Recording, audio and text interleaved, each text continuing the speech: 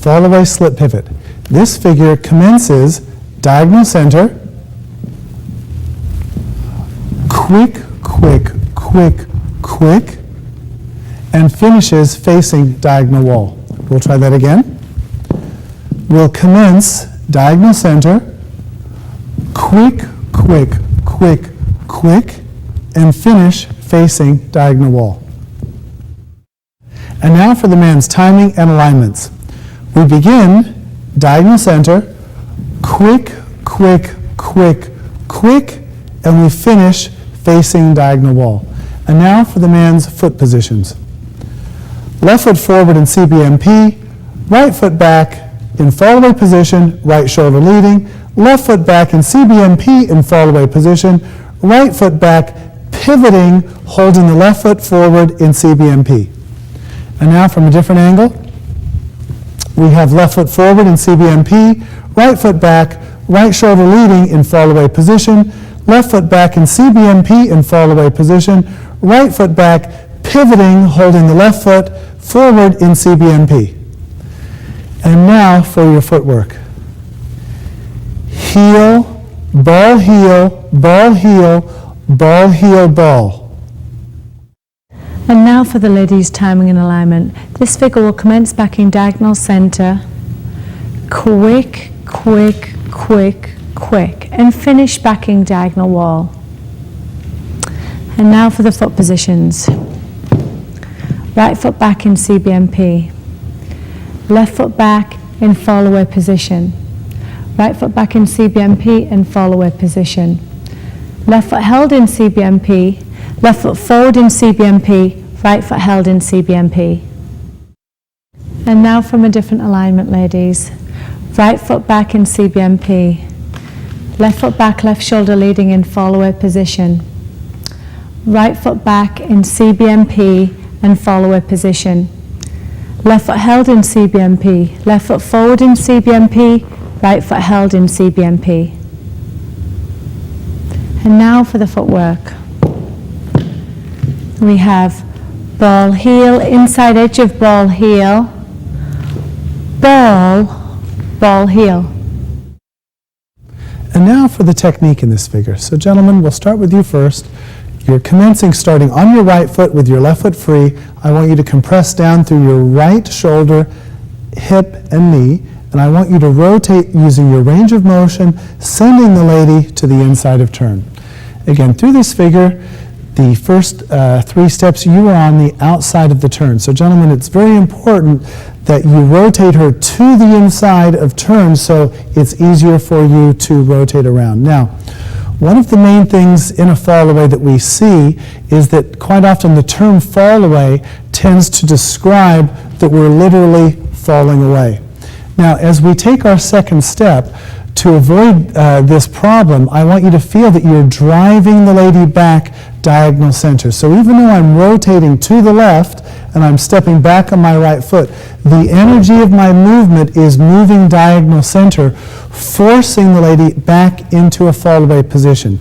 So it's very important that you do not tell the lady to move diagonal center on the first step and then start pulling away with your back step, say going line of dance. So it's very important that you keep moving your body and the drive of your center through her. So I'd like to demonstrate that with Heather. She'll put her hand over my shoulder so I can keep my head weight on my own side, giving you 2 clean body positions. Okay? Now, from this position, from the fall away action to our slip pivot, it's very important that we separate the lower half of your body from the upper torso. So from the waist area down, if I put my hands on a wall, right, I want you to feel that you can rotate the waist area down to the left, leaving your upper body more, say, towards your partner. So again, we're going to think of 3 different positions here. We have our feet, we have our low center to the right of that, our high center slightly to the right of that. Of course, keeping in mind that our arms with our partner are still in front of us. We never over-rotate the upper blocks of weight behind us. Now, if you watch me through the fall-away position, I'm going to drive the lady back diagonal center as I rotate left, keeping my diagonal stretch to the left, trying not to fall back. Now from here, my feet from my waist area down are going to rotate more than my body. Then as I slip back, I still have my left side dancing diagonally forward. Now as I dance my right foot back and I have my pivoting action, I'm going to hold my left side forward. I want to be careful in this figure of not turning the upper blocks of weight more or faster than my base. This is the incorrect way of dancing this figure, where I overturn my head and shoulder weight more than my feet, and they are going to, of course, pull the lady out of the fall away much too early. So it's very important that you drive the lady back diagonal center, let your body follow through. Again, focus on rotating from the waist area down. That will turn more than your upper blocks of weight. We have quick, quick, quick, quick. Again, this will not turn, the upper body will not turn as much as your base. And now for the ladies' technique. Now, ladies, because we are traveling backwards throughout all of this movement until the very end on the slipping action, what I'd like you to feel is not a sensation of your body going backwards at all. And the way this is achieved, ladies, is if we start our initial preparation for this figure, I want you to feel the left hip starting to rotate back. Now then, I'm going to talk about two centers for the ladies. I'm going to talk about the upper center, all right, which is right between the breastbone, and the lower center, which is right where the belly button is, just slightly below the belly button. And what I want you to do is anytime you're traveling backwards, I want you to try and feel that the lower center, which is working with the hips, is rotating back, and the upper center is working like a dial, either downwards left or downwards right, but it never moves forward and backwards.